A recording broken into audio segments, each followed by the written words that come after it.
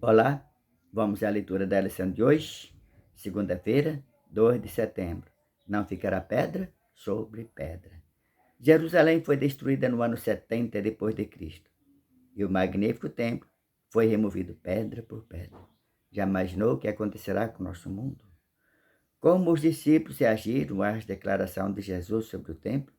E qual é a relevância da resposta que Jesus lhes deu? Marcos 13, 1 a 13. Jesus fez uma declaração que contrariou todas as expectativas dos apóstolos. Será que essas declarações de Cristo também não vêm contra as nossas expectativas de futuro?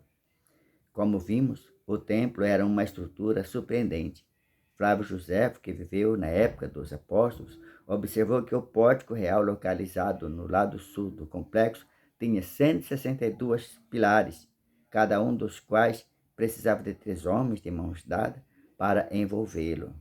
Mas Jesus disse que tudo aquilo seria destruído.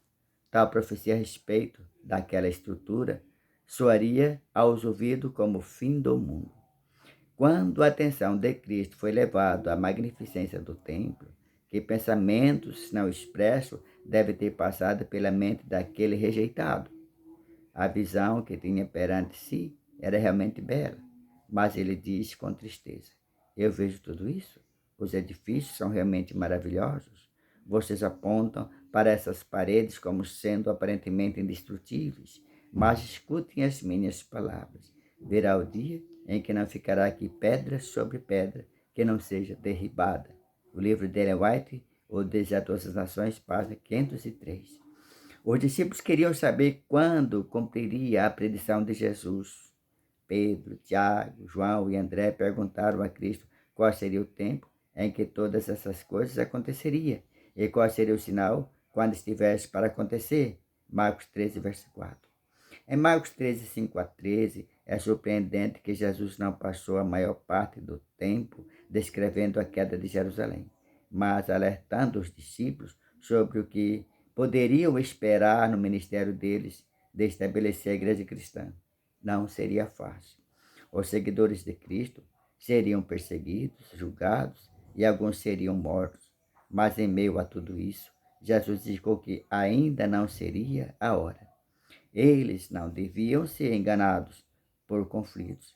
Além disso, o Espírito Santo lhes daria as palavras para falar na hora certa, mesmo quando a família e os amigos os abandonassem. A conclusão dessas palavras introdutórias da profecia de Jesus é que o povo de Deus não deve ser temer as turbulências e provações. Eles devem ficar vigilantes, porque o Espírito de Deus os guiará em meio às dificuldades. Esse mundo passará com suas concupiscências. De todos os sinais do fim do mundo, o último é a pregação do Evangelho. E esse Evangelho será pregado a todo mundo, e então virá o fim. E a nossa missão não é ficar preocupado, mas ocupado na pregação desse Evangelho, porque enquanto pregamos o Evangelho, estamos nos preparando para a volta de nosso Senhor Jesus. O objetivo desse canal é levar as pessoas mais perto de Deus, mais perto umas das outras, e ter uma experiência diária com a palavra de Deus. Lembrando, nem só de pão vive o homem, mas de toda a palavra que procede da boca de Deus. Junte-se a nós ao se inscrever neste canal, compartilhar, deixar seu comentário que nos ajuda bastante, e o seu sinalzinho de joia, que ficaremos agradecidos. E amanhã tem mais.